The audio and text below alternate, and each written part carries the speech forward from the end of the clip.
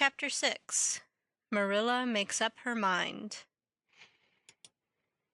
Get there they did, however, in due season. Mrs. Spencer lived in a big yellow house at White Sands Cove, and she came to the door with surprise and welcome mingled on her benevolent face.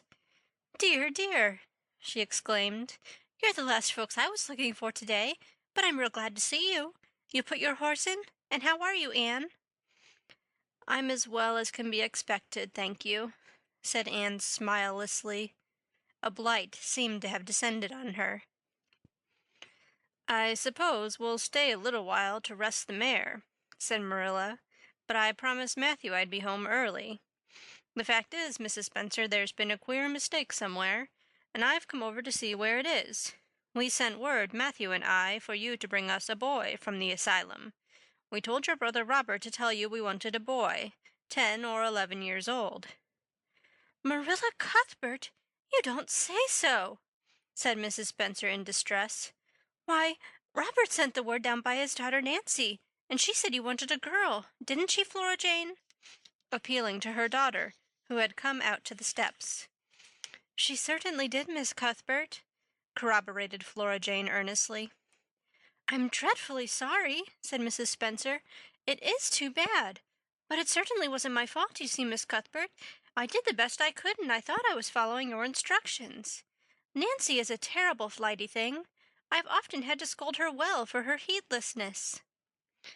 "It was our own fault," said Marilla resignedly. "We should have come to you ourselves and not left an important message to be passed along by word of mouth in that fashion. Anyhow, the mistake has been made, and the only thing to do now is to set it right. Can we send the child back to the asylum? I suppose they'll take her back, won't they?" "I suppose so," said Mrs. Spencer thoughtfully, "but I don't think it will be necessary to send her back. Mrs. Peter Blewett was up here yesterday, and she was saying to me how much she wished she'd sent by me for a little girl to help her. Mrs. Peter has a large family, you know, and she finds it hard to get help. Anne will be the very girl for her. I call it positively providential." Marilla did not look as if she thought Providence had much to do with the matter. Here was an unexpectedly good chance to get this unwelcome orphan off her hands, and she did not even feel grateful for it. She knew Mrs. Peter Blewett only by sight, as a small, shrewish-faced woman without an ounce of superfluous flesh on her bones, but she had heard of her. A terrible worker and driver, Mrs. Peter was said to be, and discharged servant girls told fearsome tales of her temper and stinginess, and her family of pert, quarrelsome children. Marilla felt a qualm of conscience at the thought of handing Anne over to her tender mercies. "Well, I'll go in and we'll talk the matter over," she said. "And if there isn't Mrs. Peter coming up the lane this blessed minute!" exclaimed Mrs. Spencer, bustling her guest through the hall into the parlor, where a deadly chill struck on them, as if the air had been strained so long through dark green, closely drawn blinds that it had lost every particle of warmth it had ever possessed. "That is real lucky, for we can settle the matter right away. Take the armchair, Miss Cuthbert, and you sit here on the ottoman and don't wriggle. Let me take your hats. Flora Jane, go and put the kettle on. Good afternoon, Mrs. Blewett. We were just saying how fortunate it was you happened along. Let me introduce you two ladies. Mrs. Blewett, Miss Cuthbert. Please excuse me for just a moment. I forgot to tell Flora Jane to take the buns out of the oven." Mrs. Spencer whisked away, after pulling up the blinds. Anne, sitting mutely on the ottoman, with her hands clasped tightly in her lap, stared at Mrs. Blewett as one fascinated. Was she to be given into the keeping of this sharp-faced, sharp-eyed woman? She felt a lump coming up in her throat, and her eyes smarted painfully. She was beginning to be afraid she couldn't keep the tears back when Mrs. Spencer returned, flushed and beaming, quite capable of taking any and every difficulty, physical, mental, or spiritual, into consideration and settling it out of hand. "It seems there's been a mistake about this little girl, Mrs. Blewett," she said. "I was under the impression that Mr. and Miss Cuthbert wanted a little girl to adopt." "I was certainly told so, but it seems it was a boy they wanted. So if you're still of the same mind you were yesterday, I think she'll be just the thing for you." Mrs. Blewett darted her eyes over Anne from head to foot. "How old are you, and what's your name?" she demanded.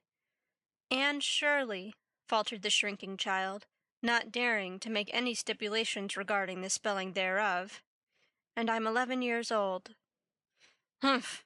You don't look as if there was much to you, but you're wiry, and I don't know but the wiry ones are the best after all. Well, if I take you, you'll have to be a good girl, you know, good and smart and respectful. I'll expect you to earn your keep, and no mistake about that. Yes, I suppose I might as well take her off your hands, Miss Cuthbert. The baby's awful fractious, and I'm clean worn out attending to him. If you like, I can take her right home now." Marilla looked at Anne, and softened at the sight of the child's pale face with its look of mute misery, the misery of a helpless little creature who finds itself once more caught in the trap from which it had escaped. Marilla felt an uncomfortable conviction that, if she denied the appeal of that look, it would haunt her to her dying day. Moreover, she did not fancy Mrs. Blewett.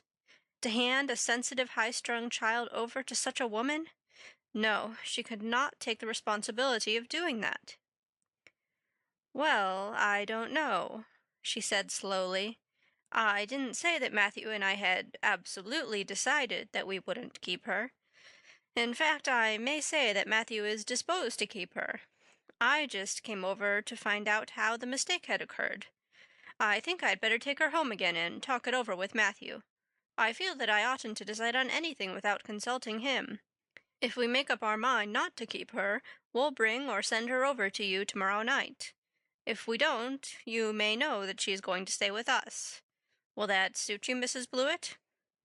"I suppose it'll have to," said Mrs. Blewett ungraciously. During Marilla's speech a sunrise had been dawning on Anne's face.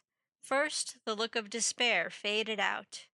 Then came a faint flush of hope. Her eyes grew deep and bright as morning stars.